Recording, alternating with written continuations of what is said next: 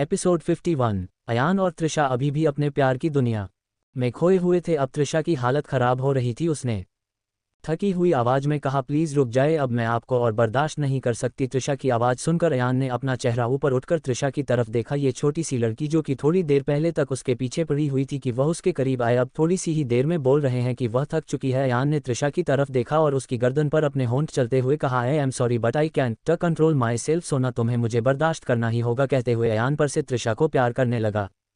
Disclaimer, यह कहानी काल्पनिक है। इसमें दर्शाए गए सभी पात्र काल्पनिक है। इसे मनोरंजन के लिए बनाया गया है और आप हमारे इस चैनल पर देख रहे हैं जिसका नाम टोबीरामा संजू नॉवल स्टोरी है। अब आते हैं स्टोरी पर। स्टोरी पर आने से पहले एक बार वीडियो को लाइक कर दो।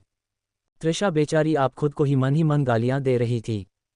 उसने खुद से कहा, अगली बार से हम कभी भी आपको ऐसा करने के लिए नहीं कहेंगे। कहते हुए त्रिशा अपनी आवाज़ को कंट्रोल करने की कोशिश करने लगी। उसे डर लग रहा था कि कहीं बाहर से कोई उनकी आवाज़ में ना सुन ले। एक तो अभी तक उसकी और अयान की शादी नहीं हुई थी, ऊपर से इस वक्त वह अपने ससुराल में मौजूद थी। अयान ने जब देखा कि त्रिशा अपने मुंह को अपने दोनों हाथों से अपने मुंह को ढककर अपनी आवाज़ कंट्रोल करने की कोशिश कर रही है, उसने त्रिशा की गर्दन पर जोर से बाइट करते हुए कहा, तुम अपनी आवाज़ को क्यों रोक रही हो? मुझे तुम्हारी आवाज़ें सुननी है जान। अयान के इस तरह से बाइट करने की वजह से बेचारी त्रिशा की आंखें भर आई। उसकी आंखों से आंसू निकलने लगे। उसने गुस्से से कहा, आप बहुत बुरे हो। अयान ने त्रिशा के चेहरे की तरफ देखा और उसके आंसू अपने होठों से साफ करते हुए कहा, जान मैं जानता हूं कि मैं बहुत बुरा हूं, पर मैं जैसा भी हूं सिर्फ तुम्हारा हूं। कहते हुए अयान फिर से त्रिशा को प्यार करने लगा। कुछ ही देर में त्रिशा की हालत खराब हो चुकी थी। ये देखकर अयान उसके ऊपर से उठकर उसके बगल में आकर लेट गया। अयान के अपने ऊपर से उठते ही बेचारी त्रिशा गहरी गहरी सांस लेने लगी, जिस वजह से उसकी अपर बॉडी जो कि नेकेड थी क्योंकि नीचे ब्लैंकेट से कवर करके रखा था, वह अयान को नजर आने लगी। अयान उसकी चेस्ट को देख रहा था जो कि गहरी सांस लेने की वजह से ऊपर नीचे हो रही थी। अयान फिर से अपनी बॉडी में हलचल होती हुई महसूस कर पा रहा था। उसने अपनी आंखों को मजबूती से बंद किया। आखिर में जब वह खुद को कंट्रोल नहीं कर पाया, फिर से वह त्रिशा के ऊपर जाकर उसे किस करने लगा। त्रिशा जिसने अभी अभी चैन की सांस ली थी कि अब फाइनली वह सुकून से सो पाएगी। अयान के दोबारा ऊपर आते ही उसने घबरा कर अयान की तरफ देखा तो अयान ने बेहद नशीली आवाज में कहा, जान मैं जानता हूं कि तुम बहुत थक चुकी हो, पर अब मैं खुद को नहीं रोक सकता। कहते हुए अयान फिर से त्रिशा को किस करते हुए उसके साथ फिजिकल होने लगा, पर पहले के मुकाबले इस बार वह काफी ज्यादा जेंटल। अयान के प्यार करते करते ही त्रिशा नींद की आगोश में चली गई। ये देखकर अयान करीब 1 घंटे के बाद त्रिशा के ऊपर से उठकर सीधा बाथरूम में फ्रेश होने के लिए चला गया। कुछ देर बाद अयान वापस रूम में आया। इस वक्त उसने सिर्फ नीचे लोअर पहना हुआ था और उसकी ऊपर की बॉडी शर्टलेस थी। उसके हाथ में एक तौलिया था जो कि उसने हल्का गीला किया हुआ था। अयान बेड पर त्रिशा के पास आकर बैठ गया। उसने त्रिशा के छोटे से चेहरे की तरफ देखा जिस पर थकावट साफ साफ नजर आ रही थी। अयान त्रिशा की पूरी बॉडी को क्लीन करने लगा। उसने त्रिशा की चेस्ट से लेकर उसकी पूरी बॉडी को देखा। उसकी गोरी गोरी बॉडी पर अयान के दांतों के निशान काफी अच्छे से नजर आ रहे थे, जिन्हें देखकर अयान ने धीमी आवाज में कहा, आई एम सॉरी जान, मैं तुम्हारी खूबसूरत बॉडी पर हजारों निशान दे दिए, पर यह मेरे प्यार की मोहर है। कहते हुए अयान त्रिशा को अच्छे से क्लीन करने लगा। वही चाहत इस वक्त लिविंग रूम में टीवी देख रही थी। तभी एक सर्वेंट ने चाहत के पास आकर रिस्पेक्ट के साथ अपना सर झुकाते हुए कहा, मैडम डिनर रेडी हो चुका है। सर्वेंट की आवाज़ सुनकर चाहत अपनी जगह से उठकर खड़ी हो गई। तभी चाहत को आहान नीचे उतरता हुआ नजर आया जो कि अपने मुंह पर हाथ रखकर हंस रहा था। उसे इस तरह से हंसते हुए देखकर चाहत की आंखें छोटी हो गई। उसने आहान की तरफ देखा और कहा, क्या हुआ डार्लिंग, तुम क्यों हंस रहे हो? चाहत की बात सुनकर आह्वान ने चाहत की तरफ चमकती आंखों से देखा और दौड़ता हुआ चाहत के पास आ गया। उसने चाहत को कंधों से पकड़कर हिलाते हुए कहा, beautiful mom you know what, हम जल्दी ही दादी बन जाओगी क्योंकि आपका बड़ा बेटा आपके दादी बनने के लिए बहुत मेहनत कर रहा है। आह्वान की बात सुनकर चाहत की आंखें बड़ी बड़ी हो गई, जिसे देखकर आह्वान ने उसके गाल खींचते हुए कहा, सच में मैं अभी अभी ऊपर से आ रहा हूं। अंदर दोनों बच्चे पैदा करने की तैयारी कर रहे थे। मैं पहले तो डिस्टर्ब करना चाहता था, पर फिर मैंने ये सोचा कि मैं जल्दी चाचू बन जाऊंगा तो मेरे लिए ही अच्छा होगा, इसलिए मैंने फिर उनको डिस्टर्ब नहीं किया। कहते हुए आहान हंसने लगा। Subscribe to Tobirama Sanju novel story. Aahan की बात सुनकर पहले तो चाहत के चेहरे पर गुस्सा नजर आने लगा, पर जैसे ही उसने ये सोचा कि उसे जल्दी से ग्रैंड चाइल्ड मिल जाएगा, उसकी आंखें चमकने लगी। उसने आह्वान को दोनों कंधों से पकड़कर गोल गोल घुमाते हुए कहा, सच में? चाहत को इतना खुश देखकर आहार ने उसके दोनों गालों पर किस करते हुए कहा, मोम सच में मुझे तो लगता है कि त्रिशा प्रेग्नेंट भी हो गई होगी, क्योंकि लास्ट टाइम भी ये दोनों फिजिकल हुए थे। मतलब जल्दी ही हमारे घर में एक नन्हा मुन्ना आएगा। मॉम ऐसा भी तो हो सकता है ना कि इस बार भी हमारे घर में ट्विन साइड जैसे मैं और अयान हुए थे। कितना मजा आएगा ना, हमारे पूरे घर में कट 2 बच्चे होंगे। आहान की बात सुनकर चाहत की आंखें भी खुशी से चमकने लगी। वह अपनी जगह पर ही कूदने लगी। उसने खुशी से कहा, मतलब त्रिशा प्रेग्नेंट है? आहान और चाहत दोनों माँ बेटे ने मन ही माँ समझ लिया था कि त्रिशा सच में प्रेग्नेंट है। अभी लिविंग रूम में खुद ही रहे थे कि तभी उन्हें सीढ़ियों से किसी के पैरों की आवाज़ सुनाई दी। उन दोनों ने अपना चेहरा ऊपर उठाकर देखा तो अयान नीचे उतर रहा था। अयान को देखकर चाहत और आहार ने एक दूसरे की तरफ देखा और फिर दोनों अपने दोनों हाथ कमर पर रखकर अयान को घूरते हुए अपनी जगह पर खड़े हो गए। अयान अपने दोनों हाथ पंथ की पॉकेट में डालकर नीचे आ रहा था। उसने नीचे आकर जैसे ही अपनी मॉम और अपने भाई को इस तरह से खुद को देखते हुए देखा, उसने बेहद नॉर्मल आवाज में कहा, क्या हुआ है, आप दोनों मुझे इस तरह से क्यों देख रहे हो? अयान की बात है सुनकर आने अयान की तरफ देखा और फिर चाहत की तरफ देखते हुए कहा, देखा मॉम, आपका बेटा कितना बदल गया है। अहान की बात सुनकर चाहत ने मुंह बनाते हुए कहा, बिल्कुल सही कहा तुमने। चाहत की बात सुनकर अयान ने कहा, आप कैसी बातें कर रही है मोम? अयान आगे कुछ कहता है इससे पहले ही अहान अपने दोनों हाथों से ताली बजाता हुआ उसके गोल गोल चक्कर लगाने लगा, जिसे देखकर अयान ने इरिटेट होते हुए कहा कि क्या कर रहे हो तुम? अयान की बात पर आह्वान ने कहा, क्या कर रहा हूँ, देख रहा हूँ कि तुम कितने बदल गए। हम दोनों एक साथ मॉम के पेट में थे, हम दोनों एक साथ दुनिया में आए, तो फिर तुम कैसे मेरे पहले बच्चे पैदा कर सकते हो? अहान की बात सुनकर अयान गुस्से से कहा, तब बकवास कर रहे हो, तुम्हारी दोनों टांगे तोड़ दूंगा, इसलिए अपनी जबान पर लगाम लगा। अयान की धमकी सुनकर अहान ने एटीट्यूड से कहा, तुम्हें लगता है कि तुम मेरी टांगे तोड़ोगे और मैं तुम्हें छोड़ दूंगा? मैं तुम्हारे दोनों हाथ दोनों टांगे तोड़ दूंगा, फिर रहना लंगड़े लूले। और मैं क्या गलत कहा? क्या ऊपर तुम और मेरी छोटी सी क्यूट सी भाभी बच्चा पैदा नहीं कर रहे थे? कहते हुए अहान जोर जोर से हंसने लगा। अहान की बात सुनकर अयान ने गुस्से से उसकी तरफ देखा। तभी चाहत ने खुशी से कहा, क्या सच में त्रिशा प्रेग्नेंट है? क्या सच में मैं ग्रैंडमदर बनने वाली हूँ? कहते हुए चाहत खुशी से चिल्लाने लगी। चाहत की आवाज़ सुनकर अयान ने चाहत की तरफ देखा और फिर अहान की तरफ। उसका दिल कर रहा था कि वह अपना सर फोड़ दे। एक तरफ उसका पागल भाई उसे परेशानी में डालने के चक्कर में था और दूसरी तरफ उसकी मॉम जो कि अपने ग्रैंड चल की प्लानिंग करके खुशी से नाच रही थी। अयान को कुछ भी समझ नहीं आ रहा था, क्योंकि वह जानता था चाहत उसकी बात समझने वाली तो है नहीं, और अगर वह समझ भी जाती है तो उसका ये भाई उसकी मॉम को उसके खिलाफ भड़काने के लिए काफ़ी है, ये भी वह अच्छे से जानता था। अयान अभी यह सब सोच ही रहा था कि तभी उन तीनों के कानों में आदित्य की आवाज़ सुनाई, तुम तीनों क्या कर रहे हो यहाँ पर? आदित्य की आवाज़ सुनकर चाहत ने आदित्य की तरफ देखा और दौड़ते हुए सीधा जाकर आदित्य के गले से लग गई। उसने आदित्य के गाल पर किस करते हुए कहा, आपको पता है हमारे घर में 2 क्यूट क्यूट बेबी जाने वाले हैं? चाहत की बात सुनकर आदित्य ने हैरानी से चाहत की तरफ देखते हुए कहा, मतलब? आदित्य के सवाल पर चाहत कुछ जवाब देती इससे पहले ही आहान ने कहा, डैडी, आपका प्यारा बेटा आपकी होने वाली क्यूट सी बहू के साथ आप दोनों को फ्यूचर ग्रैंड पेरेंट्स बनाने की तैयारी कर रहा था, तो आप जल्दी 2-3 बच्चों के ग्रैंडफादर तो बन ही जाओगे। मॉम उसी की बात कर रही है।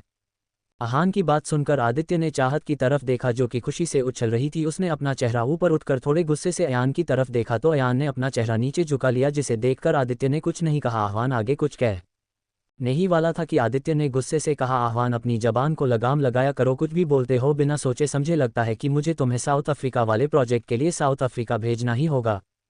आदित्य की धमकी सुनते ही आहान की आंखें बड़ी बड़ी हो गई। अगले ही पल आहान दौड़ता हुआ जाकर चाहत के गले से लग गया। अगले ही पल उसने मासूम सा चेहरा बनाते हुए कहा, मोम देखो डैडी कैसे मुझ पर जुल्म कर रहे हैं, ये तो मुझसे प्यार ही नहीं करते, ये सिर्फ अयान और आदत से प्यार करते हैं, मुझे तो कोई प्यार ही नहीं करता। कहते हुए वह अपनी आंखों से मगरमच्छ के आंसू निकलने लगा। आहान की आंखों में आंसू देखकर चाहत ने उसे अपने गले से लगाकर उसके आंसू साफ करके गुस्से से आदित्य से कहा, आपकी हिम्मत कैसे हुई मेरे बच्चे को डांटने की? आपकी वजह से मेरे बेबी की आंखों में आंसू आ गए, आप बहुत बुरे हो। कहते हुए चाहत आहान को लेकर सोफे पर बैठकर उसके आंसू साफ करने लगी। वही आहान तिरछी नजरों से अयान और आदित्य को देखकर उन्हें जीभ दिखाकर चिढ़ाने लगा। आदित्य ने घूरकर उसे देखा तो आहान ने छोटे बच्चों की तरह चाहत के सीने में अपना चेहरा छुपा लिया। आदित्य अयान की तरफ आया, उसने अयान की तरफ देखा और कहा, क्या सच में तुम और त्रिशा? कहते हुए आदित्य चुप हो गया। आदित्य की आधी बात को सुनकर अयान ने कहा, मैं आपको एक्सप्लेन कर सकता हूँ, मैं सब नहीं करना चाहता था, बट उस वक्त त्रिशा को मेरी ज़रूरत थी, वो काफ़ी ज़्यादा परेशान थी, और अगर आप कहेंगे तो मैं अभी उसके साथ शादी करने के लिए तैयार हूँ। अयान की बात सुनकर आदित्य ने आगे कुछ नहीं कहा और वहां से अपने स्टडी रूम में चला गया। आदित्य को शांत देखकर अयान ने भी गहरी सांस ली। उसने गुस्से से सोफे पर बैठे आहान की तरफ देखा और कहा, मुझे तो समझ नहीं आता कि सच में यह मानसिक रूप से बीमार इंसान मेरा सगा भाई है, इनफैक्ट मेरा ट्विन ब्रदर है आखिर में, और यह इडियट एक टाइम पर मॉम के पेट में कैसे थे? अयान ये सब सोच ही रहा था कि तभी उसका मोबाइल बजने लगा। मोबाइल की आवाज़ सुनकर अयान ने अपना मोबाइल उठाकर देखा तो उसे पर एक अननोन नंबर फ्लैश हो रहा था।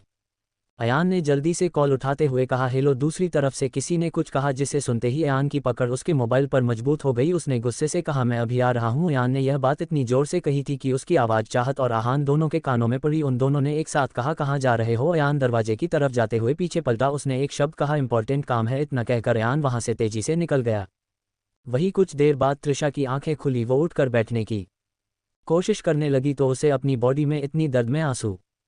सुबह तभी उसे याद आया कि थोड़ी देर पहले उसके और अयान के बीच में क्या हुआ था सब कुछ याद करके उसके गाल गुलाबी हो गए। जैसे तैसे तृषा अपने दर्द को बर्दाश्त करते हुए बेड पर उठकर बैठ गई और गहरी गहरी सांस लेने लगी। उसने अच्छे से ब्लैंकेट से खुद को ढक लिया। उसे इस वक्त खुद पर बहुत शर्म आ रही थी। उसे याद आ रहा था कि किस तरह से वह अयान को अपने करीब आने के लिए मजबूर कर रही थी और कैसे वह दोनों फिर से एक बार एक दूसरे के करीब आकर पूरी तरह से एक दूसरे के हो चुके थे। तृषा ने दोनों हाथों से अपना चेहरा छुपाते हुए कहा, मैं इतनी ज्यादा बेशर्म कैसे हो सकती हूँ। एपिसोड 52। तृषा अभी भी अपना चेहरा अपने दोनों हाथों से छुपाकर बैठी हुई थी कि तभी उसे अयान की आवाज़ सुनाई दी। सोना तुम उठ गई। अयान की आवाज़ सुनकर तृषा की सांस तेजी से चलने लगी। उसे अपनी बेशर्मी याद आ रही थी। उसने खुद को अच्छे से ब्लैंकेट से ढक लिया था कि अयान उसका चेहरा ना देख पाए। अयान ने जब तृषा की हरकत देखी उसके फेस पर स्माइल आ गई। अयान ने बेड के पास आकर तृषा के मुंह से ब्लैंकेट को साइड करके तृषा को देखा। तृषा का चेहरा इस वक्त शर्म की वजह से टमाटर की तरह लाल हो गया था और वह इस वक्त बेहद क्यूट लग रही थी। उसने अपनी आंखों को मजबूती से बंद करके रखा था। वही उसकी हरकत देखकर अयान ने हंसते हुए तृषा के चेहरे को अपने हाथ में भरकर उसके दोनों गालों पर किस करते हुए कहा, थोड़ी देर पहले तक तो तुम वाइल्ड कैट बनी हुई थी और अब तुम इतना क्यों शर्मा रही हो। अयान की बात सुनकर तृषा ने कुछ नहीं कहा और उसके सीने में अपना चेहरा छुपाकर उसे मजबूती से पकड़ लिया। अयान ने प्यार से कहा, अच्छा अब ये सब छोड़ो, तुम्हें भूख लगी होगी, खाना खा लो, मैं तुम्हारे लिए ऊपर ही प्लेट लेकर आ गया।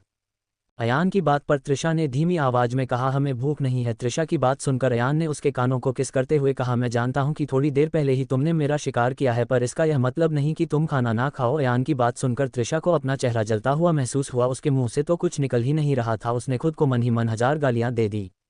अयान ने तृषा को ठीक से बिठाया और उसे अपने हाथों से खाना खिलाने लगा। आखिर में तृषा भी चुपचाप अयान के हाथों से खाना खाने लगी क्योंकि सच में उसे बहुत ज़्यादा भूख लगी थी। तृषा को खाना खिलाने के बाद अयान ने उसे दवाई खिलाकर उसे ठीक से बेड पर लिटा दिया और प्यार से उसके सर पर हाथ फेरने लगा। थके होने की वजह से तृषा जल्दी ही नींद की आगोश में चली गई।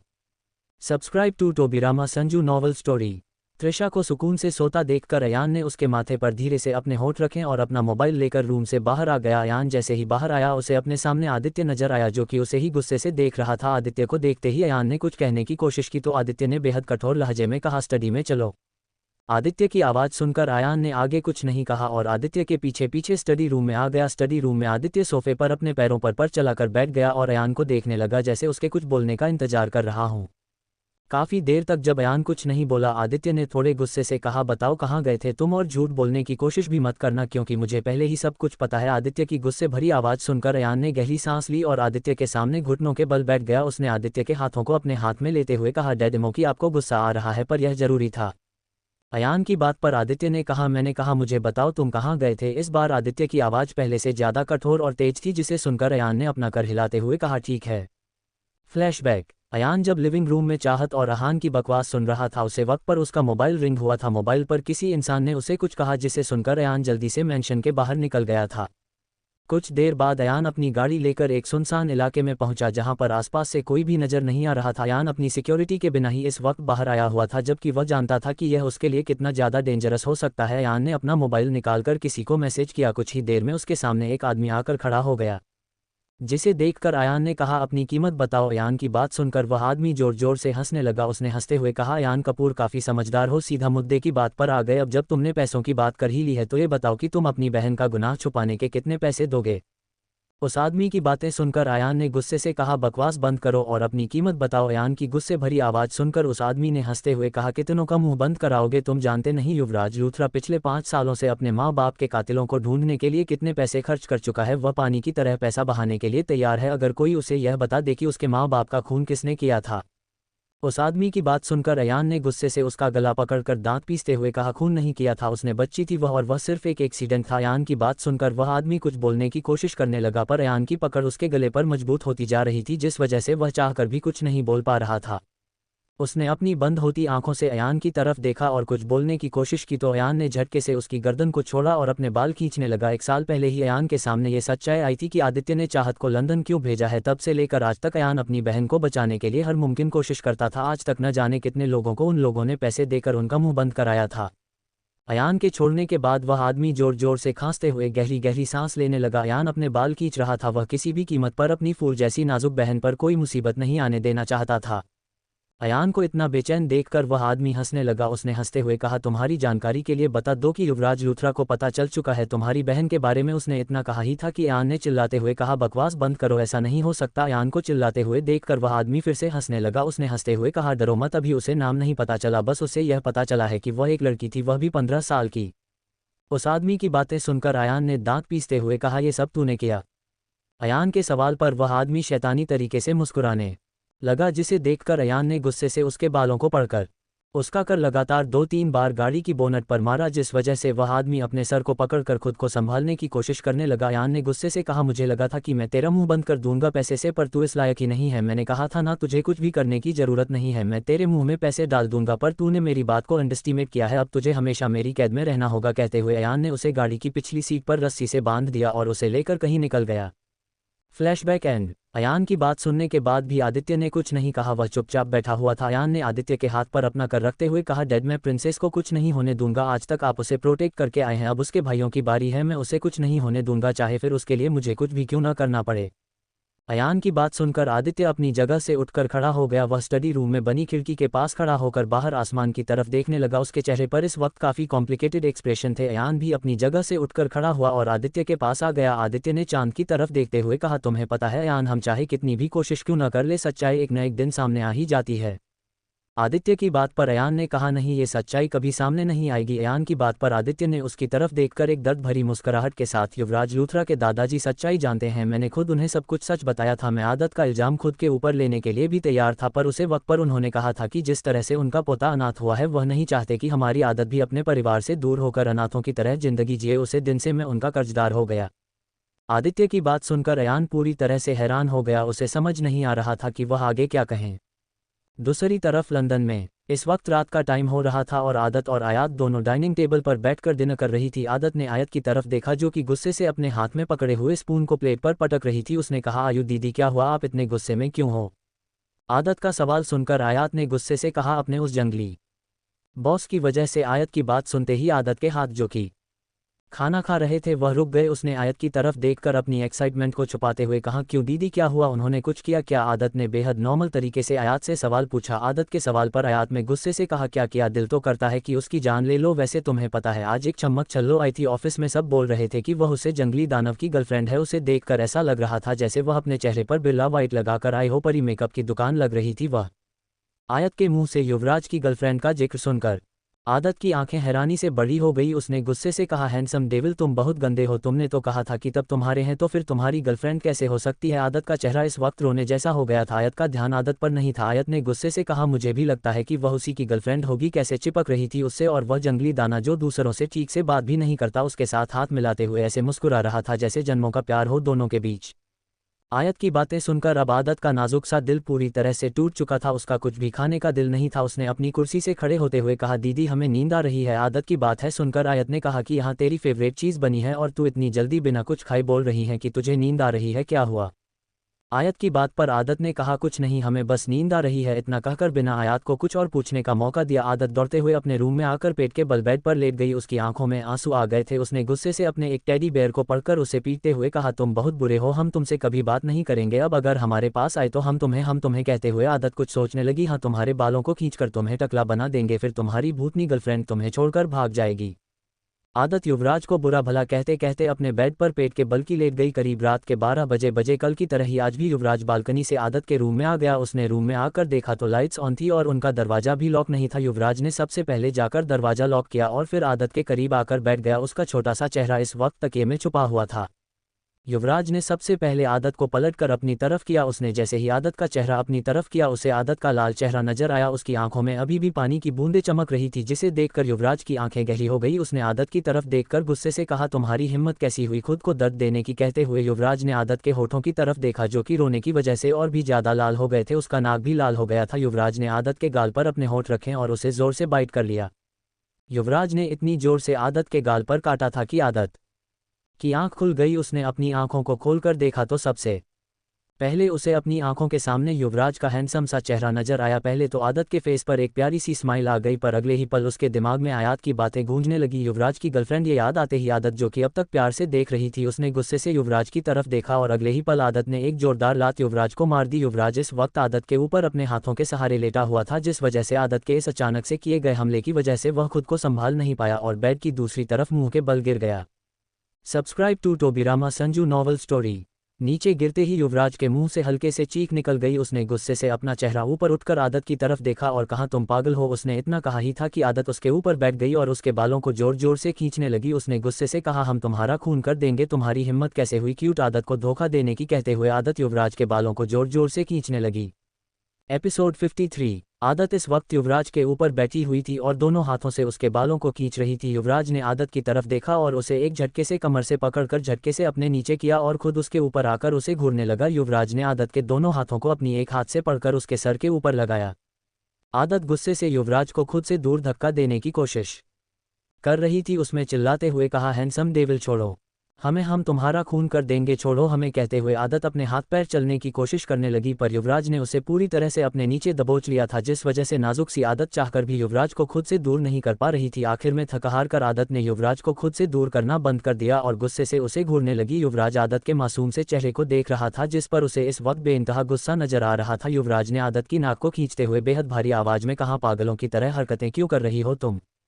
युवराज की बात सुनकर आदत ने गुस्से से कहा, तुम होते कौन हो हमसे ये पूछने वाले, हटो हमारे ऊपर से। कहते हुए आदत युवराज को खुद से दूर करने की कोशिश करने लगी। वही आदत के मुंह से ये सुनकर कि तुम कौन हो, युवराज की आंखें गुस्से से लाल हो गई। अगले ही पल युवराज ने आदत के लिप्स पर अपनी लिप्स रखें और उसे वाइल्ड तरीके से किस करने लगा। युवराज की पड़ आदत की नाजुक से कमर पर मजबूत होती जा रही थी और साथ ही उसके होंठ आदत के नाजुक से होठों पर प्रेशर बनाकर उसे किस कर रहे थे। बेचारी आदत युवराज के इस तरह से किस करने की वजह से फिर से मदहोश होने लगी थी। जब भी युवराज उसके करीब आ रहा था वह चाहकर भी खुद को कंट्रोल नहीं कर पाती थी। इस वक्त भी उसके साथ यही हो रहा था। वह युवराज को खुद से दूर तो करना चाहती थी पर उसकी बॉडी, उसका दिल और दिमाग उसका साथ नहीं दे रहा था। काफी देर तक आदत को पैशनेटली किस करने के बाद युवराज ने आदत को छोड़ दिया और गुस्से से उसे घूरने लगा। युवराज के छोड़ देगी आदत गहरी गहरी सांस लेकर खुद को कंट्रोल करने की कोशिश करने लगी। युवराज आदत के ही चेहरे को देख रहा था। उसने आदत के चेहरे को अपने हाथ में भरकर बेहद डरावनी आवाज में कहा, तुमने मुझसे पूछा था ना कि मेरा क्या हक है तुमसे सवाल करने का, तो कान खोलकर मेरी बात सुन लो। आदत कपूर सिर्फ मेरी हो, तुम पर, तुम्हारी बॉडी पर, तुम्हारे जिस्म पर, तुम्हारी रूह पर सिर्फ मेरा हक है, because you are my women. कहते हुए युवराज आदत की नशीली आंखों में देखने लगा जो कि उसकी बातें सुनकर उसे ही अपनी बड़ी बड़ी आंखों से टुकुर टुकुर देख रही थी। आदत के चेहरे के एक्सप्रेशन देखकर उसने उसकी गर्दन पर धीरे धीरे अपने होंठ चलते हुए कहा, लगता है तुम्हें मेरे साथ नीचे फ्लो पर रोमांस करने में कुछ ज़्यादा ही मज़ा आ रहा है। अगर तुम्हें कोई प्रॉब्लम नहीं है तो मुझे भी कोई परेशानी नहीं है, मुझे तो बस तुम्हारा साथ चाहिए, फिर चाहे वह बेड पर हो या फिर ज़मीन पर। कहते हुए युवराज का हाथ धीरे धीरे आदत की शर्ट के अंदर उसकी बॉडी पर चलने लगा। युवराज की बात कान में पड़ते ही आदत को एहसास हुआ कि वह कितनी जल्दी बुद्धू बन गई। उसने गुस्से से कहा, तुम हमें छोड़ो, तुम घटिया हो, तुम धोखेबाज हो। आदत के मुंह से खुद के लिए घटिया सुनकर युवराज, जो कि आदत की गर्दन पर धीरे धीरे किस कर रहा था, उसने जोर से आदत की गर्दन पर अपने दांत गड़ा दिए और गुस्से से अपना चेहरा ऊपर उठकर आदत को देखने लगा। वहीं युवराज के काटने की वजह से आदत ने दर्द को बर्दाश्त करने के लिए अपनी आंखों को मजबूती से बंद कर लिया था, जिस वजह से वह युवराज की डरावनी आंखें नहीं देख पा रही थी। युवराज ने आदत के चेहरे की तरफ देखा और एक हाथ से उसके गालों को मजबूती से दबाकर बेहद गुस्से भरी आवाज में कहा, क्या कहा तुमने, मैं घटिया हूं की। और आज की इतनी डरावनी आवाज सुनकर आदत को अपनी रीढ़ की हड्डी में कंपन पैदा होती हुई महसूस हुई। उसने घबराकर अपनी आंखें खुली तो युवराज की डरावनी आंखें देखकर उसके माथे पर पसीने की बूंदें चमकने लगी। उसकी जबान उसके साथ नहीं दे रही थी, उसके मुंह से कुछ निकल ही नहीं रहा था। आदत ने कुछ कहने की कोशिश की तो युवराज ने गुस्से से उसे अपनी और करीब खींचकर दांत पीसते हुए कहा, मैं जैसा भी हूं आज तक तुम्हारे अलावा कभी किसी लड़की के करीब नहीं गया। मेरी लाइफ में आने वाली तुम पहले और आखिरी लड़की हो और तुम्हारे भी करीब में इसलिए आता हूं क्योंकि तुम मेरी हो, और अगर तुम्हारे करीब आने की वजह से तुम मुझे घटिया समझती हो तो आई डोंट केयर, तुम्हें जो समझना है तुम समझ सकती हो, क्योंकि युवराज लूथरा को किसी के कुछ सोचने से कोई फर्क नहीं पड़ता, मेरे लिए सिर्फ मेरी सोच इंपॉर्टेंट है। आदत घबराई हुई नज़रों से युवराज की बातें सुन रही थी। यह राज की आवाज़ इतनी डरावनी थी कि आदत चुपचाप उसकी सारी बातें सुन रही थी। युवराज की बात सुनती ही आदत ने अगले ही पलक से कहा, झूठे कहीं के तुम्हारी गर्लफ्रेंड है और तुम बोल रहे हो कि मैं तुम्हारी लाइफ में आने वाली पहली लड़की हूं। तुम बहुत बुरे हो और तुम के पास भी तुम मुझे फंसा रहे हो ना, तुम्हारी दूसरी गर्लफ्रेंड है और तुम मुझे टाइम पास के लिए इस्तेमाल कर रहे हो। कहते हुए आदत की आंखों से आंसू बहने लगे। उसने अपने कॉलेज में काफ़ी लड़कों को इसी तरह से उसे 3 लड़कियों को टाइम पास के लिए घूमते हुए देखा था। आदत को कहीं ना कहीं युवराज पसंद आने लगा था, पर युवराज की सच्चाई जाने के बाद उसका छोटा सा नाजुक दिल टूट चुका था। आदत की बात सुनकर और उसकी आंखों में आंसू देखकर युवराज ने हैरानी और गुस्से के साथ कहा, क्या बकवास कर रही हो, मेरी गर्लफ्रेंड वह कब पैदा हुई। युवराज की बात सुनकर आदत ने गुस्से से उसकी तरफ देखा और कहा, तुम झूठ बोल रहे हो, हमें पता है तुम्हारी गर्लफ्रेंड है और वह बहुत ज़्यादा मेकअप करती है, भूतनी की तरह दिखती है। हमें आयत दीदी ने बताया आज तुम्हारी गर्लफ्रेंड तुमसे मिलने के लिए तुम्हारे ऑफिस आई थी और तुम हमसे झूठ बोल रहे हो कि तुम्हारी कोई गर्लफ्रेंड नहीं है। तो हमें क्या लगता है हम बेवकूफ़ है, हम बहुत इंटेलिजेंट है, तुम जानते नहीं हमारी पावर को। कहते हुए आदत अपनी छोटे छोटे हाथों से अपने आंसू साफ करने लगी। वही आदत की बात सुनकर और उसका चेहरा देखकर युवराज को आदत पर बहुत प्यार आ रहा था। रोने की वजह से उसका छोटा सा चेहरा लाल और ज़्यादा खूबसूरत नजर आ रहा था। युवराज ने आदत के होठों पर अपना अंगूठा फिराते हुए कहा, अच्छा तो ये स्टूपिडिटी तुम्हारे दिमाग में तुम्हारी बिना अकल की बहन डाली है, उसे तो मैं छोड़ूंगा नहीं। बहुत शौक है ना उसे चुगली करने का, अब वह देखेगी कि युवराज लूथरा उसके साथ क्या करता है। युवराज की बात सुनकर आदत नहीं गुस्से से कहा, आपकी हिम्मत कैसे हुई हमारी आयु दीदी को स्टूपिड कहने की? आप स्टूपिड है? हमारी आयु दीदी ने हमें बिल्कुल सच सच बताया है। आपकी तो गर्लफ्रेंड है, फिर आप क्यों हमारे पास आते हो, क्यों हमारे लिप्स पर किस करते हो? कहते हुए आदत फिर से रोने लगी। आदत को इस तरह से रोते हुए देखा करीब राजनीति टेढ़ी मुस्कुराहट के साथ कहा, ठीक है तो फिर मैं उसे ही किस करने के लिए जाता हूं। कहते हुए युवराज आदत के ऊपर से उठने ही वाला था कि आदत दहाड़े मारकर रोने लगी। उसके रोने की आवाज़ इतनी तेज थी कि युवराज ने उसके मुंह पर हाथ रख लिया ताकि उसके रोने की आवाज़ बाहर ना जा सके। आदत ने ही युवराज की हथेली को जोर से बाइट कर लिया और फिर से दहाड़े मारकर रोने लगी। युवराज ने गुस्से से आदत को घूर के देखा और अगले ही पल उसके लिप्स पर अपने लिप्स रखकर उसे किस करने लगा। आदत युवराज को खुद से दूर करने की कोशिश कर रही थी पर युवराज ने आदत को खुद से दूर नहीं जाने दिया। कुछ देर बाद जब युवराज को लगा कि आप आदत सांस नहीं ले पा रही है, उसने आदत के होठों से अपने होठों को दूर किया और आदत के खूबसूरत चेहरे को देखने लगा। आदत नहीं युवराज की तरफ देखा और अपनी सांसों को कंट्रोल करने की कोशिश करने लगी। जैसे ही उसकी सांसें कंट्रोल हुई, उसने गुस्से से युवराज को खुद से दूर धक्का दिया और उसके ऊपर बैठ गई। युवराज ने अपने दोनों हाथ अपने सर के नीचे रखे और मुस्कुराते हुए आदत को देखने लगा। उसके चेहरे पर इस वक्त टेढ़ी मुस्कुराहट थी जिसे देखकर आदत को गुस्सा आ रहा था। उसने युवराज के सीने पर मरते हुए कहा, तुम बहुत बुरे हो, तुम्हारे बहुत सारे अफेयर और तुम हमारे साथ यहाँ पर टाइम पास करने के लिए आते हो, तुमने तो हमें बर्बाद कर दिया। कहते हुए आदत फिर से रोने लगी। उसने रोते हुए युवराज के बालों को खींचते हुए कहा, जिस तरह से हमें किस कर रहे थे ऐसे ही उसे भूतनी को भी करते हो ना। सोचते हुए आदत के चेहरे पर बेइंतहा गुस्सा नजर आने लगा। आदत के चेहरे पर युवराज इस वक्त जलन और गुस्सा साफ साफ देख पा रहा था जिसे देखकर उसे एक अलग सी सेटिस्फैक्शन मिल रही थी। युवराज ने अभी भी कुछ नहीं कहा और बस आदत को देखने लगा कि आगे वह क्या करती है। आदत ने गुस्से से युवराज की तरफ देखा और कहा, तुमने उसे भी किस किया? कहते हुए आदत की आवाज़ काफ़ी ज़्यादा गुस्से भरी हो गई थी। क्यूट सी आदत गुस्से में और भी ज़्यादा क्यूट लग रही थी। आदत के सवाल पर युवराज ने टेढ़े तरीके से मुस्कुराते हुए कहा, किया तो नहीं है पर अगर तुम चाहती हो तो मैं उसके लिप्स पर किस कर सकता हूँ। सूरज ने इतना कहा ही था कि आदत ने दोनों हाथों से उसके बाल पकड़कर खींचते हुए कहा, सोचना भी मत वरना हम तुम्हारी और तुम्हारी भूतनी दोनों की जान लेंगे। तुम्हारी हिम्मत कैसे हुई यह सोचने की कि तुम हमारे अलावा किसी और को किस कर सकते हो रहते हो। आदत युवराज के पेट पर कूदते हुए उसके बाल खींचने लगी। युवराज ने आदत के हाथों को झटका से पकड़कर उसके पीठ के पीछे लगाते हुए कहा, लिटिल रैबिट अपने छोटे छोटे हाथों का कुछ ज़्यादा इस्तेमाल नहीं कर रही हो तुमने युवराज लूथरा पर हाथ उठाने की हिम्मत की है जिसके सामने बड़े बड़ों की पेंट गीली हो जाती है, तुम उसे पर हाथ उठाने की हिम्मत कर रही हो। युवराज की बात सुनकर आदत ने गुस्से से कहा, छोड़ो हमें, हम तुम्हें छोड़ेंगे नहीं, तुम बहुत बुरे हो और तुम्हारी उसे गर्लफ्रेंड को भी नहीं छोड़ेंगे, हम उसका सर फोड़ देंगे, नहीं हम उसका खून कर देंगे। आदत लगातार बकबक कर रही थी। Subscribe to Tobirama Sanju novel story. ये देखकर युवराज ने कहा, वह कोई नहीं है मेरे लिए, वह बस मेरी बिजनेस पार्टनर है, मेरे लिए जो कुछ भी है सिर्फ तुम हो। युवराज की बात सुनकर आदत ने उसकी तरफ देखा और गुस्से से कहा, झूठ बोल रहे हो तुम, हमें आयु दीदी ने बताया था, तब बोल रहे थे कि वह तुम्हारी गर्लफ्रेंड है, तुम्हें हम इडियट लगते हैं ना। कहते हुए आदत की आंखों में फिर से आंसू आ गए। आदत की आंखों में आंसू देखकर युवराज ने उसे अपने ऊपर लिटाकर उसके बालों को कान के पीछे करते हुए कहा, तुम इडियट हो, ये तो सच है पर मैं झूठ नहीं बोल रहा, मेरे लिए सिर्फ तुम्हें इंपॉर्टेंट हो और वैसे भी तुम इतनी ब्यूटीफुल हो कि तुम्हारे सामने मुझे कोई लड़की पसंद ही नहीं आती। क्या तुम्हें खुद पर शक है? तुम्हारे होते हुए कोई किसी और को कैसे सेलेक्ट कर सकता है बताओ। युवराज की बात सुनकर आदत की आंखें तारों की तरह चमकने लगी। उसने कहा, सच में हम बहुत ब्यूटीफुल है इसलिए तुम किसी और के पास नहीं जाओगे ना। कहते हुए आदत युवराज को देखने लगी जैसे उसे युवराज की हाँ का इंतजार हो। युवराज ने आदत के दोनों गालों पर किस करते हुए कहा, तुम्हारे अलावा मुझे किसी और की जरूरत नहीं है, बस हर वक्त हर पल मेरे करीब मेरे पास रहना।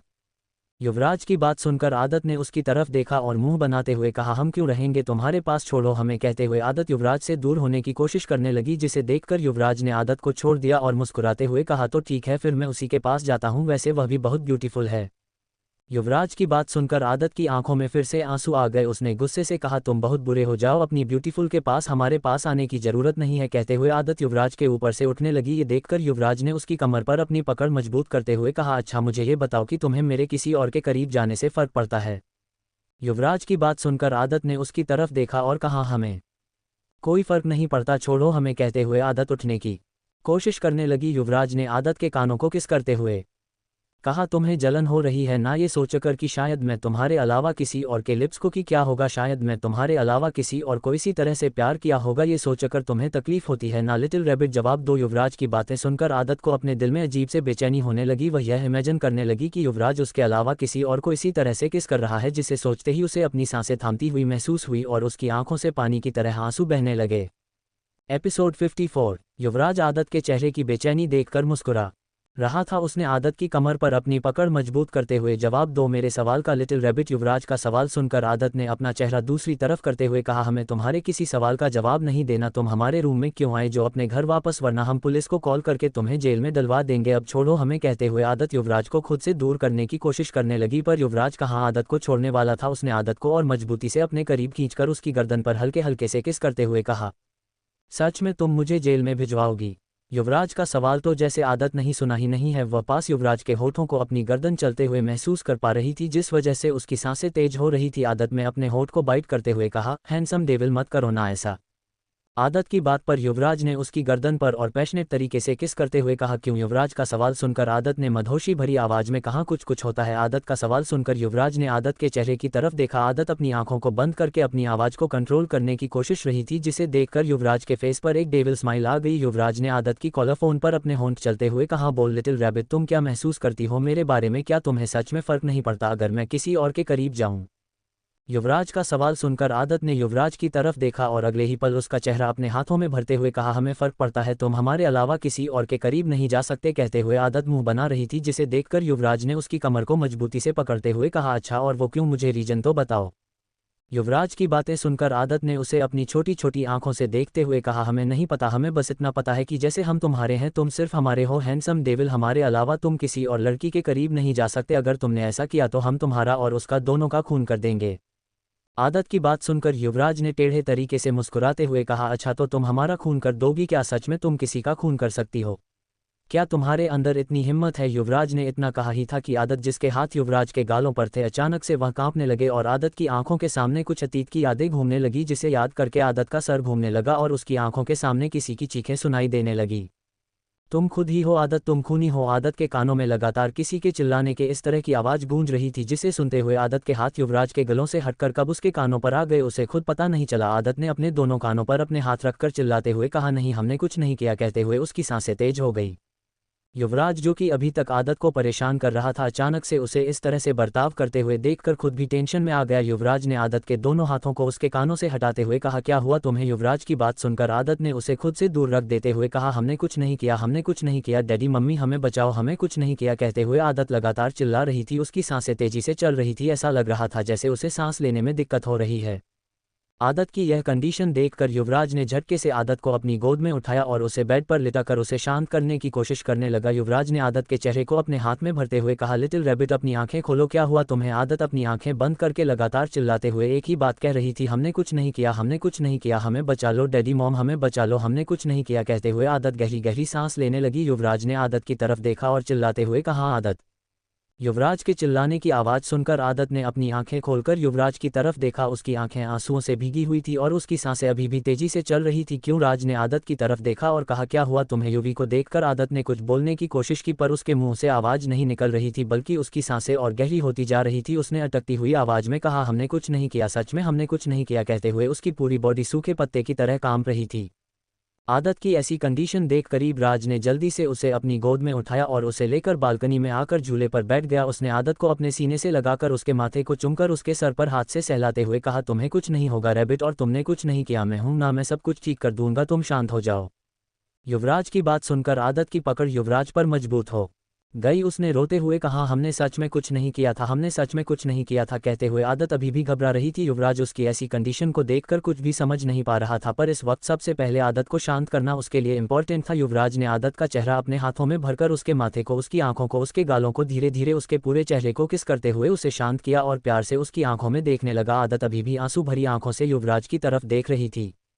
युवराज ने आदत की आंखों में देखकर प्यार से कहा, तुम्हें जो कुछ भी किया हो, मैं हर वक्त हर पल तुम्हारे साथ हूं, मैं तुम्हें कुछ नहीं होने दूंगा। युवराज की बात सुनकर आदत ने कहा, हमने कुछ नहीं किया। कहते हुए वह फिर से घबराने लगी। वह दोबारा घबराना स्टार्ट करती इससे पहले ही युवराज ने उसके होठों पर अपने होंठ रख और उसे धीरे धीरे किस करते हुए शांत करने लगा। वही आदत अपनी आंखें बंद करके युवराज की किस को महसूस करके खुद को रिलैक्स फील करने की कोशिश करने लगी। उसकी आंखों के सामने थोड़ी देर पहले तक जो नजरें चल रहे थे वह धीरे धीरे उसके दिमाग से निकालकर उसे सिर्फ युवराज की बात है, युवराज का प्यार, सब कुछ महसूस हो रहा था। कुछ देर में युवराज ने महसूस किया कि आदत शांत हो गई है और उसके सीने पर ही अपना सर रखकर सो गई है। युवराज ने आदत को खुद से दूर किया और उसके छोटे से चेहरे को देखने लगा। आदत के आज के बर्ताव के बाद युवराज के दिमाग में कई सारे सवाल पैदा हो गए थे। उसे आदत के बारे में ज़्यादा कुछ नहीं पता था सिवाय इस बात के कि आदत आदित्य कपूर की इकलौती बेटी है। युवराज ने आदत को अपने सीने से लगाकर कि छोटे से चेहरे को देखते हो कहा, मुझे नहीं पता कि तुम्हारे साथ क्या हुआ था, पर मैं बहुत जल्दी पता लगा लूंगा कि आखिर तुम्हारी इस तकलीफ की क्या वजह है, क्योंकि दर्द बेवजह नहीं होता, दर्द के पीछे कोई बहुत बड़ी वजह होती है। और तुम्हारी तकलीफ देखकर मैं ये तो बात ही सकता हूँ कि तुम्हारी इस तकलीफ के पीछे भी कोई बहुत बड़ी वजह है, और मैं तुम्हारी इस वजह को जल्दी तुम्हारी लाइफ से दूर करके रहूंगा। कहते हुए युवराज आदत को लेकर रूम में आ गया। उसने आदत को बेड पर लिटाया और खुद भी उसके बगल में लेटकर उसके खूबसूरत चेहरे को देखते देखते वह भी कभी नींद की आगोश में चला गया। उसे इस बात का एहसास नहीं हुआ। नेक्स्ट मॉर्निंग आदत का रूम। सुबह आयत के चिल्लाने की आवाज़ सुनकर आदत की आंख खुली। आदत ने अंगड़ाई ली और बेड पर उठकर बैठ गई। उसने अपने अगल बगल देखा तो इस वक्त रूम में उसके अलावा कोई भी नहीं था। आदत ने खुद से कहा, हैंडसम डेविल कहाँ चले गए। आदत को अच्छे से आदत था कि रात को किस तरह से युवराज ने उसे संभाला था और किस तरह से उसने युवराज को अपना कहा था। सब कुछ याद करके आदत के फेस पर एक छोटी सी स्माइल आ गई। उसने अपने गालों को टच करते हुए कहा, हम शर्मा क्यों रहे हैं। कहते हुए आदत अपनी नाखून चबाने लगी। तभी बाहर से आयत ने चिल्लाते हुए कहा, आदत उठ जा।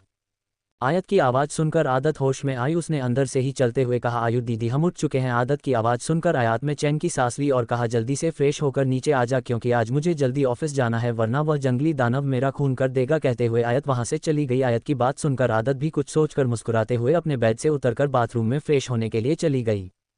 कुछ देर बाद दोनों बहनें नीचे ब्रेकफास्ट कर रही थी। आयत जल्दी जल्दी ब्रेकफास्ट कर रही थी, जिसे देखकर आदत ने कहा, दीदी क्या हुआ, आप इतनी जल्दी जल्दी क्यों ब्रेकफास्ट कर रही हो। आदत का सवाल सुनकर आयत ने कहा, अरे मेरी जान को जंगली इंसान मुझे जल्दी वापस आने के लिए कह रहा है। मुझे नहीं पता कि कौन से जन्म की दुश्मनी निकाल रहा है, पर मुझे लगता है कि उसे मेरे साथ कोई पर्सनल दुश्मनी है। मतलब हद होती है, जो मेरे काम नहीं होते वह काम भी वह मुझसे करता है। आज तो मैं उसकी जान लेकर रहूंगी। कहते हुए आयत वहां से तेजी से निकल गई। Subscribe to Tobirama Sanju novel story. Aadat ने आयत को जाते हुए देखकर मन ही मन कहा, हैंडसम डेविल हमारी दीदी को कैसे परेशान कर सकते हैं, हमने छोड़ेंगे नहीं, कुछ जानबूझकर हमारी दीदी को परेशान करते हैं, हम भी उन्हें परेशान करेंगे। सोचते हुए आदत भी अपने कॉलेज के लिए निकल गई।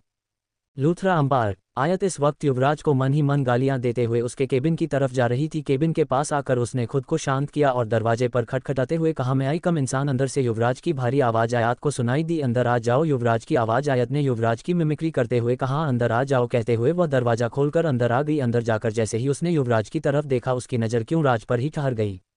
युवराज इस वक्त किसी किंग की तरह अपनी कुर्सी पर बैठा हुआ था। उसके हाथ में एक फाइल थी और वह फाइल पढ़ते हुए अपने होठों के बीच में पेन दबाकर उंगलियों से उसे घुमा रहा था। इस वक्त वह इतना आकर्षक लग रहा था कि कोई भी लड़की उसे देखकर उसे पर अपना दिल हार जाए। आयत अपनी जगह पर मूर्ति की तरह खड़ी होकर उसे देखने लगी। वैसे तो उसे युवराज पहली नज़र में ही पसंद आ गया था, पर उसका खड़ूस बंद देखकर आयत हर पल उसके साथ झगड़ा करती रहती थी, जिस वजह से उसने युवराज की हैंडसमनेस को नोटिस करना ही बंद कर दिया था। युवराज ने जब देखा कि आयत काफ़ी टाइम से कुछ बोल नहीं रही है, उसने अपना चेहरा ऊपर उठाकर देखा तो आयत को खुद को घूरता हुआ देखकर युवराज ने थोड़ी तेज आवाज़ में कहा, मिस माथुर आपके यहाँ पर सैलरी मुझे घूरने के लिए नहीं मिलती है, इसलिए अपनी आंखों को कहीं और लगाए। युवराज की बात सुनकर आयत, जो कि उसके हैंडसम चेहरे में खोई हुई थी, अचानक से होश में आई। उसने गुस्से से कहा, मैं आपको घूर नहीं रही थी, मैं बस देख रही थी कि क्या आप भी काम करते हैं, मुझे तो लगा था कि सिर्फ मुझे परेशान करते हैं। आयत की बात सुनकर युवराज ने दांत पीसते हुए कहा, मैं क्या करता हूं और क्या नहीं है आपको जानने की जरूरत नहीं है, फिलहाल मुझे बताइए क्या मिस्टर मेहरा की फाइल अपने कंप्लीट की है। युवराज की बात पर आयत में एटीट्यूड से कहा, बिल्कुल सर मैंने कंप्लीट कर दी। कहते हुए उसने टेबल पर मिस्टर मेहरा की फाइल रख दी और अपने दोनों हाथ सीने पर बांधकर युवराज को घूरने लगी। युवराज ने कहा, हमारी आज दिन में 3 मीटिंग है और तीनों मीटिंग आप एक्सप्लेन करेगी। कहते हुए युवराज वहां से जाने लगा। वही आयत मुंह खोलकर युवराज को देखने लगी। तभी युवराज ने पीछे पलटते हुए कहा, मिस माथुर मुझे घूरने से कुछ नहीं होगा, चलिए। युवराज की बात सुनकर आयत पर पटकते हुए उसके साथ चली गई। दिन भर दोनों ने 3-4 मीटिंग अटेंड की। दोनों ही काफ़ी थक चुके थे। इस वक्त युवराज और आयत एक गाड़ी में बैठे हुए थे। युवराज का ड्राइवर गाड़ी ऑफिस की तरफ ले जा रहा था। युवराज अपने मोबाइल में कुछ देख रहा था। वही आयत का ध्यान ना चाहते हुए भी बार बार युवराज की तरफ जा रहा था। उसने खुद से कहा, सच में वैसे बंदा है तो पूरा जहर, बस अपनी जहरीले जबान का इस्तेमाल करना कम कर दे। आयत युवराज को देखा कर ये सब कुछ मन ही मन सोच ही रही थी कि तभी अचानक से उसके कानों में युवराज की आवाज़ सुनाई दी, मिस आयत माथुर आपको नहीं लगता कि किसी को चुप चुप कर देखना गलत है, वह भी एक शरीफ लड़के को, क्या आपको थोड़ी सी भी तमीज नहीं है। युवराज की बात सुनकर आयत ने गुस्से से कहा, सर मुझे आपको देखने का कोई शौक नहीं है। फिर उसने खिड़की से बाहर देखकर मन ही मन कहा, अगर इंसान इतना हैंडसम हो तो फिर काहे की शर्म, बन जाओ बेशर्म। कहते हुए आयत ने अपने सीने पर हाथ रखा। उसका सीनते किसी से धड़क रहा था। उसने खुद से कहा, रुक जा, क्या बाहर आने का इरादा है तेरा। कहते हुए आयत खुद से ही बातें करने लगी।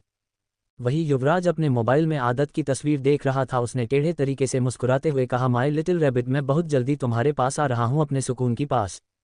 एपिसोड 55। आयत ने चोर नज़रों से युवराज की तरफ देखा जो कि अपने मोबाइल में देखकर टेढ़े तरीके से मुस्कुरा रहा था। आयत ने खुद से कहा, क्योंकि इंसान मुस्कुराता भी है वैसे कुछ भी कहो मुस्कुराते हुए बवाल लगता है। आयत यही सब सोच रही थी तब तक उनकी गाड़ी वापस लूथरा अंपायर के सामने आकर रुक चुकी थी। गाड़ी के रुकते ही युवराज बिना आयत की तरफ देख गाड़ी का दरवाजा खोल करके इस कदमों से बाहर निकल गया। आयत ने खुद से कहा, मुझ में क्या कांटे लगे हैं जो गाड़ी के रुकते ही भाग गया, कहते हुए वह भी गाड़ी से उतर गई। रात का वक्त, लूथरा मैंशन। विशंभर जी इस वक्त अपने बेटे और बहू के रूम में बेड पर बैठे हुए थे। उनकी आंखों से आंसू निकल रहे थे। उनके हाथ में एक एल्बम थी जिसमें उनके बेटे, बहू और युवराज के साथ बचपन से लेकर उसके 20 साल तक के होने की सारी तस्वीर थी। विशंभर जी ने एक तस्वीर पर हाथ फेर कर दर्द भरी आवाज में कहा, आप दोनों क्यों हमें छोड़कर चले गए? आप दोनों के जाने के बाद सब कुछ बदल गया। हमारा युवराज, हमारा जिंदा दिल बच्चा, हमारा शहर पूरी तरह से बदल गया।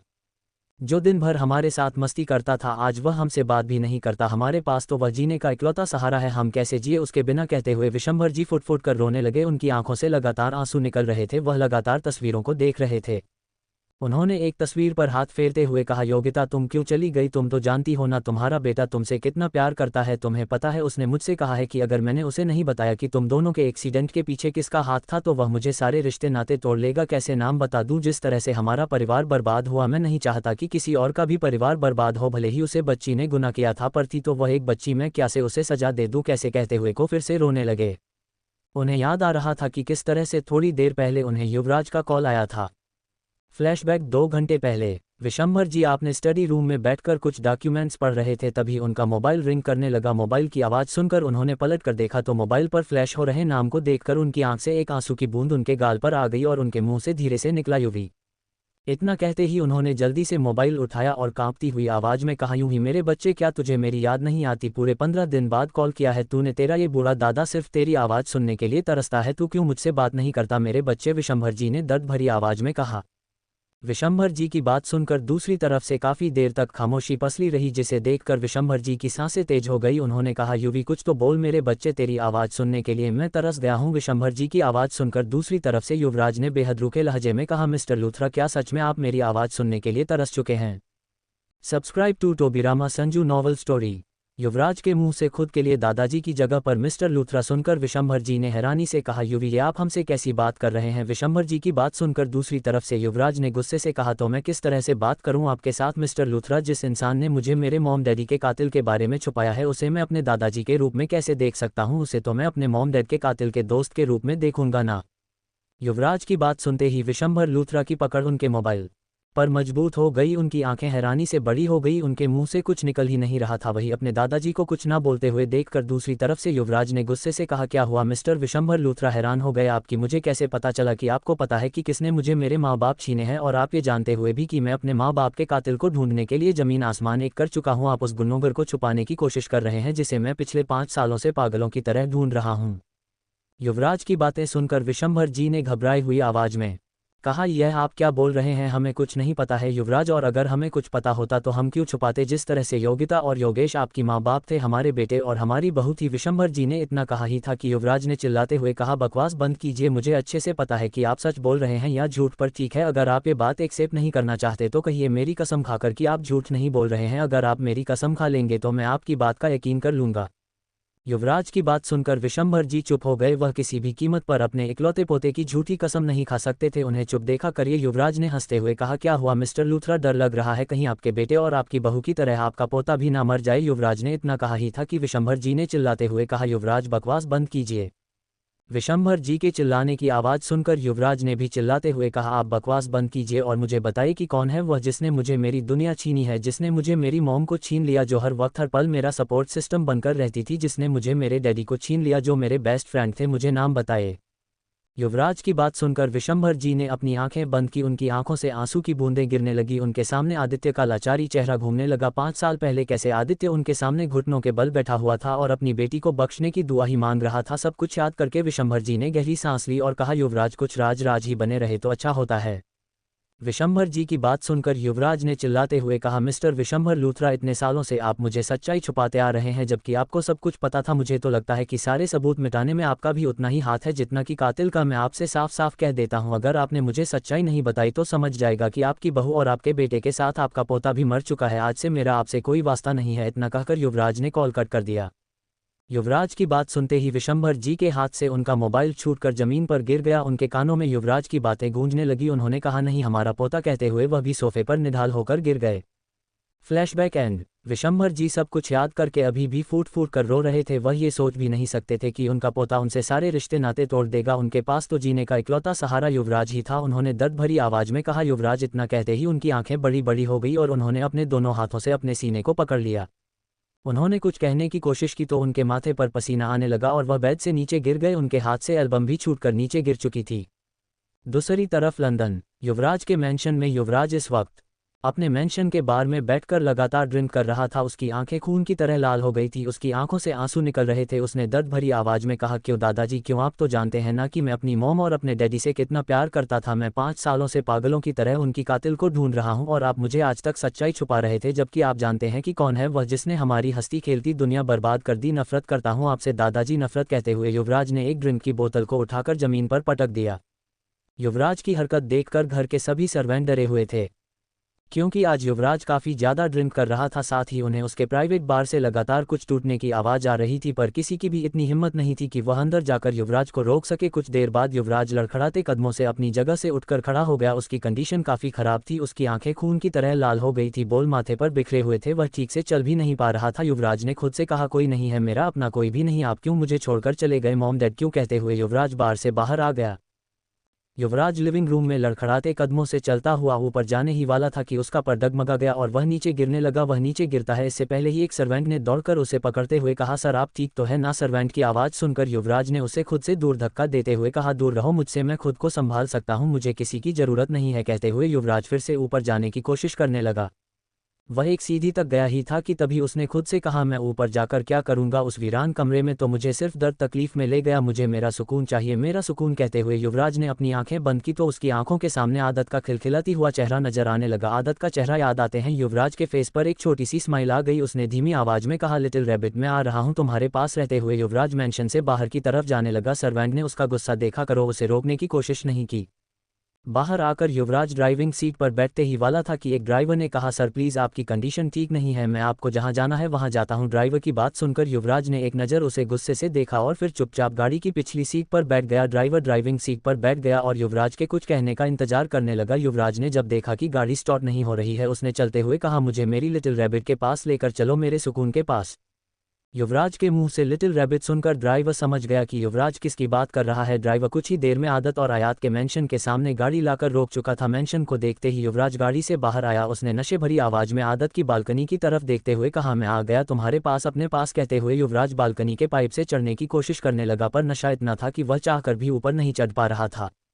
अब युवराज को गुस्सा आ रहा था। उसने गुस्से से कहा, मेरी लिटिल रैबिट कहाँ हो तुम? मुझे तुम्हारे पास आना है। ड्राइवर काफ़ी देर तक युवराज को इसी तरह से हरकतें करते हुए देख रहा था। उसे कुछ समझ नहीं आ रहा था कि वह अपने बॉस की मदद कैसे करे। तभी उसे कुछ दूरी पर एक सीधी नजर आई, जिसे देखते ही वह जल्दी से सीधी लाने के लिए चला गया। कुछ देर बाद उसने युवराज के सामने सीधी रखते हुए कहा, बॉस आप इस पर चढ़कर ऊपर चले जाए। ड्राइवर की बात सुनकर युवराज ने नशे भरी आंखों से उसकी तरफ देखा और हंसते हुए कहा, तुम्हें मेरी परवाह है? कहते हुए युवराज हंसने लगा और सीढ़ी से धीरे धीरे ऊपर चढ़ने लगा। कुछ देर में युवराज बालकनी में आ गया था। उसने बालकनी में आकर चांद की तरफ देखा और मुस्कुराते हुए, आप आसमान में ही हो ना मामा? आपको पता है मुझे आपकी बहुत याद आती है। कहते हुए युवराज बिल्कुल छोटे बच्चों की तरह बात कर रहा था। Subscribe to Tobirama Sanju novel story. उसने कुछ देर तक चांद सितारों की तरफ देखा और फिर रूम की तरफ जाने के लिए अपने कदम बढ़ने लगा। उसने बालकनी के दरवाजे के पास आकर अंदर देखा तो उसे अंदर कोई नजर नहीं आया। युवराज ने जल्दी से दरवाजा खोला और अंदर आ गया। रूम में उसे आदत कहीं भी नजर नहीं आ रही थी। युवराज अपने नशे भरी आंखों से सिर्फ अपने सुकून को तलाश रहा था। तभी बाथरूम का दरवाजा खुला और आदत बाहर आई। उसने इस वक्त सिर्फ एक तौलिया लपेटा हुआ था और वह गाना गुनगुनाते हुए बाहर आ रही थी। आदत को देखते ही युवराज की आंखें, जो कि पहले से ही नशे से लाल हो चुकी थी और में मधोशी छाने लगी। युवराज तेज कदमों से आदत के पास आ गया। आदत को तो किसी चीज का होश ही नहीं था। वह मजे से गाना गुनगुना रही थी कि तभी अचानक से युवराज ने उसकी कमर में हाथ डालकर उसे अपने करीब खींच लिया। अचानक से युवराज के खींचने की वजह से आदत नहीं घबराकर अपना चेहरा ऊपर उठाकर देखा तो उसकी आंखें सीधा युवराज की नर्सरी आंखों से जाने की आदत ने अजीब सा मुंह बनाकर युवराज की तरफ देखा और अगले ही पल अपने दोनों हाथों से अपना ढकते कहा, तुमने ड्रिंक की है हैंडसम डेविल, और तुम फिर से मेरे रूम में क्या कर रहे हो? आदत की बात सुनकर युवराज ने कुछ नहीं कहा, वह बस आदत को देखने लगा।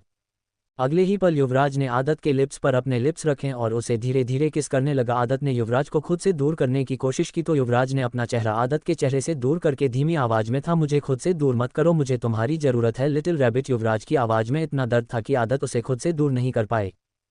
एपिसोड 56। आदत युवराज की आवाज़ सुनकर उसे ही देख रही थी। युवराज से उसे ड्रिंक की स्ट्रांग स्मेल आ रही थी जिस वजह से आदत को उल्टी जैसा फील हो रहा था। उसने कहा, नहीं तुमने ड्रिंक की है इसलिए मुझसे दूर रहो। कहते हुए आदत युवराज के सीने पर अपने दोनों हाथ रखकर उसे खुद से दूर करने लगी। युवराज ज़्यादा नशे में होने की वजह से खुद को संभाल नहीं पाया और सीधा जमीन पर गिर गया।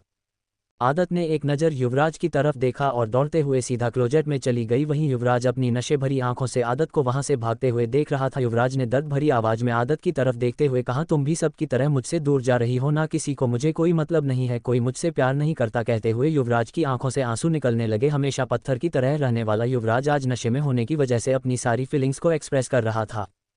वही क्लोजेट में आकर आदत ने जल्दी से अपने कपड़े चेंज किए और गहरी गहरी सांस लेने लगी। उसने खुद से कहा, हैंडसम डेविल इस तरह से ड्रिंक करके यहाँ पर क्यों आए हैं, अगर उन्होंने कुछ कर दिया तो। कहते हुए आदत अपने नाखून चबाने लगी। उसे डर भी लग रहा था और बुरा भी लग रहा था कि उसने युवराज को धक्का दे दिया। आखिर में जब आदत खुद को शांत नहीं कर पाई तो धीरे से उसने क्लोजेट का दरवाजा खोला और बाहर आ गई। Subscribe to Tobirama Sanju novel story. बाहर आकर आदत युवराज को देखने लगी थी, वह कहाँ पर है। आदत ने अपने रूम में ढूंढा पर उसे युवराज कहीं भी नजर नहीं आया। आदत नहीं घबराते हुए कहा, कहीं हैंडसम डेविल हमसे गुस्सा होकर उस चुड़ैल के पास तो नहीं चले गए। ये सोचते ही आदत की सांस तेजी से चलने लगी। वह सोच भी नहीं सकती थी कि युवराज उसके अलावा किसी और के करीब जाए। आदत ने गुस्से से कहा, हम उन्हें जान ही नहीं देंगे। कहते हुए बालकनी में आ गई। उसने बालकनी में आकर देखा तो युवराज बलकारी में खड़ा होकर चांद को देखना। आदत ने पीछे से युवराज को मजबूती से पकड़ते हुए कहा, हम आपको भूतनी के पास नहीं जाने देंगे, आप सिर्फ हमारे हैं। अचानक से आदत के हाथ अपनी कमर पर मजबूती महसूस करके युवराज जो कि अपनी नशे भरी आंखों से चांद को देख रहा था, उसने पीछे पलटकर आदत की तरफ देखा। आदत नहीं युवराज के चेहरे की तरफ देखा तो वह हैरान हो गई। युवराज का पूरा चेहरा आंसुओं से भीगा हुआ था। युवराज का ऐसा चेहरा देखकर आदत की धड़कनें तेजी से धड़कने लगी। उसने हमेशा खुद को डराने वाले डरावने युवराज को देखा था पर इस वक्त उसके सामने तो जैसे कोई और ही युवराज था। आदत ने घबराते हुए कहा, हैंडसम डेविल क्या हुआ, क्यों रो रहे हैं, क्या हमने आपको धक्का दिया इसलिए कि हमको चोट लग गई है। कहते हुए आदत की आंखों में भी आंसू आ गए। आदत की बात सुनकर युवराज ने आदत को कंधों से पकड़कर रेलिंग से सटा दिया और खुद उसके बेहद करीब आ गया। उसने आदत के चेहरे की तरफ देखकर दर्द भरी आवाज में कहा, जब जिंदगी नहीं मुझे धोखा दे दिया है तो किसी के धक्के से क्या फर्क पड़ेगा लिटिल रैबिट। कहते हुए युवराज की पड़ आदत के कंधों पर ढीली हो गई। आदत को युवराज की बात का मतलब समझ नहीं आया पर युवराज की आंखों में उसे एक अजीब सा दर्द नजर आ रहा था जिसे देखकर उसे भी तकलीफ हो रही थी। आदत ने युवराज का चेहरा अपने हाथों में भरते हुए कहा, क्या हुआ है, हमारे हैंडसम डेविल तो बिल्कुल भी ऐसा बर्ताव नहीं करते, बल्कि वह तो हमेशा दूसरों पर गुस्सा करते रहते हैं और रोना तो उनको आता ही नहीं, वह तो दूसरों को रुलाते हैं। फिर आप क्यों रो रहे हैं, आप हमारे हैंडसम डेविल नहीं होना, आप उनके बहरूपिया होना, बताओ हमें। आदत युवराज के चेहरे को देखकर लगातार बात कर रही थी। आदत की बात सुनकर युवराज हंसने लगा। उसकी हंसी में दर्द था। युवराज हंसते हुए ही घुटनों के बल बालकनी में बैठ गया। युवराज को इस तरह से दर्द में हंसते हुए देखकर आदत की आंखों से तेजी से आंसू बहने लगे। वह युवराज की यह कंडीशन देख नहीं पा रही थी। आदत भी युवराज के सामने घुटनों के बल बैठ गई। उसने रोते हुए कहा, हैंडसम डेविल क्या हुआ आपको, आप क्यों रो रहे हैं, प्लीज डोंट टकराए हम, आप इस तरह से रोते हुए बिल्कुल अच्छे नहीं लगता, आपको हमें किस करना है ना तो कर लो, पर प्लीज आप रोना बंद करो, आप रोते हुए बिल्कुल अच्छे नहीं लगते। सच में आदत रोते हुए युवराज से एक ही बात कह रही थी। आदत की बात सुनकर युवराज ने अपना चेहरा ऊपर उठकर आदत की तरफ देखा, कहा सच में। युवराज के सवाल पर आदत ने जल्दी से अपना सर हिलाते हुए कहा, सच में, पर आप रो क्यों रहे हो और आपने इतनी ज़्यादा ड्रिंक क्यों की है, आपको पता है ज़्यादा ड्रिंक करने से हमारी तबीयत खराब हो जाती है और आप ऊपर कैसा है, अगर आप नीचे गिर जाते तो आपका सर फूट जाता। आदत के सवाल को सुनकर कि उसने इतनी ज़्यादा ड्रिंक क्यों की है, युवराज ने दर्द भरी आवाज़ में कहा, मुझे बहुत तकलीफ हो रही है। कहते हुए उसने अपने सीने पर हाथ रखे देखकर आदत नहीं घबराते हुए कहा, क्या हुआ आपको, क्या आपको बहुत ज़्यादा दर्द हो रहा है। आदत की बात सुनकर युवराज ने आंसू भरी आंखों से आदत की तरफ देखते हुए कहा, हाँ बहुत दर्द हो रहा है, मुझे मेरी मॉम और डैड की याद आ रही है। युवराज की बात सुनकर आदत ने युवराज की तरफ देखा और मुंह बनाते हुए कहा, तो इसमें रोने की क्या जरूरत है, आप अपनी मामा और अपने डैडी के पास चले जाओ, क्या वह आपसे गुस्सा है इसलिए आप रो रहे हो। आदत अपनी बड़ी बड़ी आंखों से टुकुर टुकुर युवराज को देखते हुए पूछने लगी। आदत की बात सुनकर युवराज ने कहा, मैं उनके पास नहीं जा सकता, कभी नहीं जा सकता। कहते हुए उसने अपनी आंखें बंद कर ली। युवराज की बात सुनकर आदत ने मासूमियत से उसकी तरफ देखा और फिर कहा, क्या वह आपसे गुस्सा है, क्या आपने कुछ गलती की है, हम भी अपनी मॉम और अपने डैडी से दूर हैं, हमें भी उनकी बहुत याद आती है, क्या आपकी मॉम डैडी भी इंडिया में रहते हैं। आदत युवराज से लगातार सवाल कर रही थी। युवराज ने आदत का सवाल सुनकर आसमान की तरफ देखकर मुस्कुराते हुए कहा, नहीं, वह दोनों वहां पर रहते हैं।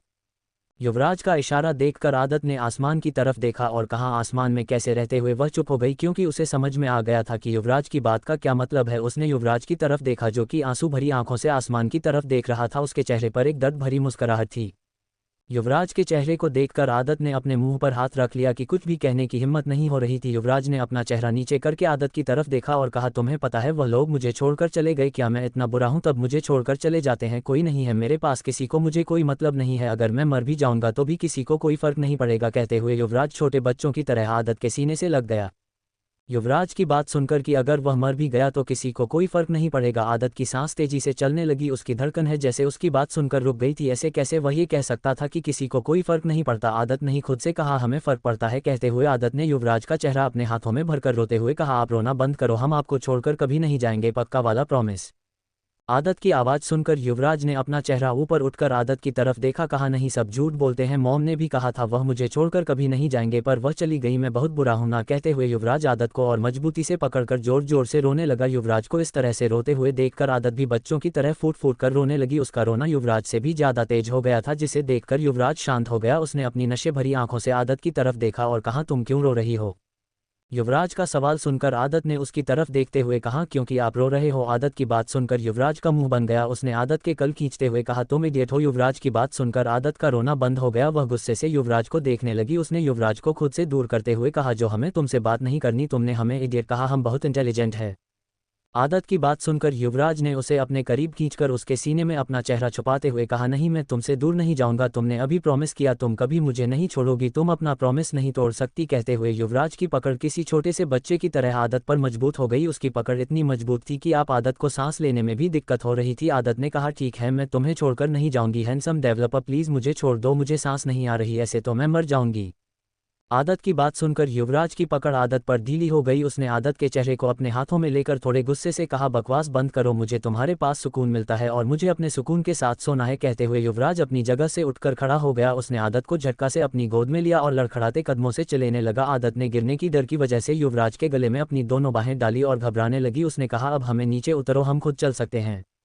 आदत की बात सुनकर भी युवराज ने उसे नीचे नहीं उतरा और उसे लेकर रूम में आ गया। युवराज ने आदत को बेड पर लिटाया और खुद बेड पर आकर उसे अपनी बाहों में भर के लेट गया। युवराज ने छोटे से बच्चे की तरह अपना चेहरा आदत के सीने में छुपा लिया था। आदत ने कहा कि आप क्या कर रहे हैं हैंडसम डेविल, हमें छोड़िए। कहते हुए आदत युवराज को खुद से दूर करने की कोशिश करने लगी तो युवराज ने मदहोशी भरी आवाज में कहा मुझे खुद से दूर मत करो, मुझे तुम्हारी जरूरत है।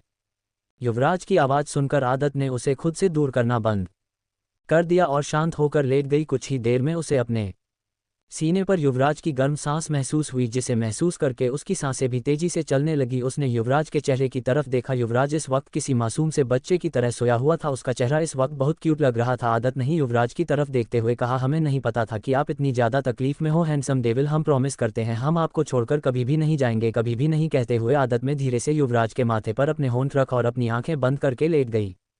नेक्स्ट मॉर्निंग आदत का रूम।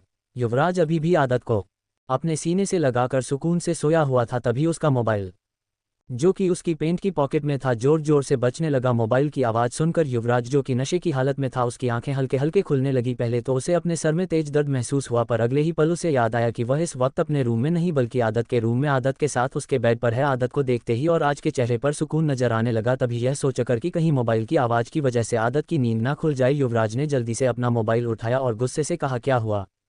दूसरी तरफ से किसी ने कुछ कहा जिसे सुनते ही युवराज की आंख हैरानी और घबराहट से बड़ी हो गई। उसने कहा नहीं ऐसा नहीं हो सकता। कहते हुए को जल्दी से बेड से उतरकर खड़ा हो गया। तभी उसे महसूस हुआ कि उसका हाथ किसी ने पकड़ के रखा है। युवराज ने पलट कर देखा तो नींद में ही आदत ने उसके हाथ को मजबूती से पकड़ कर रखा था। आदत को देखकर युवराज ने धीरे से उसके हाथ को अपने हाथ से दूर किया और उसके माथे पर किस करते हुए कहा मैं बहुत जल्दी तुम्हारे पास वापस आऊंगा लिटिल रैबिट। कहते हुए युवराज वहां से तेजी से निकल गया।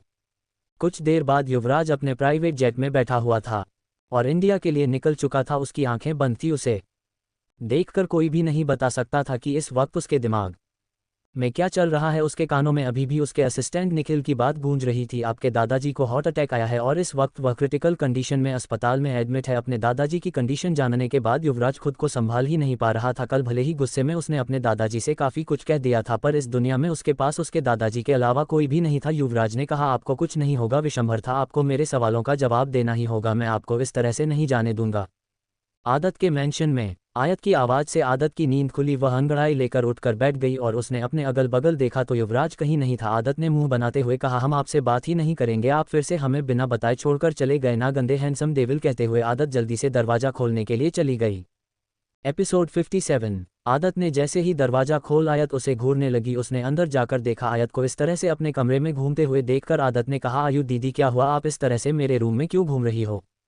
आदत की बात सुनकर आयत ने अपने दोनों हाथ सीने पर बांधते हुए कहा, क्योंकि मुझे यहाँ पर किसी और के परफ्यूम की स्मेल आ रही है। इनफैक्ट मुझे तो ऐसा लग रहा है जैसे यहाँ पर ड्रिंक की स्मेल आ रही है। कहते हुए आयत की आंखें बड़ी बड़ी हो गई। वही आयत की बात सुनकर आदत की हालत खराब होने लगी। उसने अगले ही पल अपने चेहरे के एक्सप्रेशन चेंज करके मासूम सा चेहरा बनाते हुए कहा, आयु दीदी आप कैसी बातें कर रही हो, क्या हम ड्रिंक करते हैं जो आपके यहाँ पर ड्रिंक की स्मेल आएगी। आदत की बात सुनकर आयत ने उसके मासूम से चेहरे की तरफ देखा, कहा क्या पता कर भी लिया होगा, पर फिलहाल तो तुम्हें देखकर मुझे नहीं लग रहा कि तुमने कल ड्रिंक किया था। वो छोड़ो, जल्दी से नीचे आ जाओ, ब्रेकफास्ट कर लेते हैं, क्योंकि मुझे जल्दी ऑफिस निकालना है, वरना वह जंगली दानव पता नहीं आज मेरे साथ क्या करेगा। कहते हुए आयत वहां से चली गई। आयत के जाने के बाद आदत ने दरवाज़ा बंद किया। अगर वीडियो अच्छी लगी तो वीडियो को like share comment and subscribe to Tobirama Sanju novel story.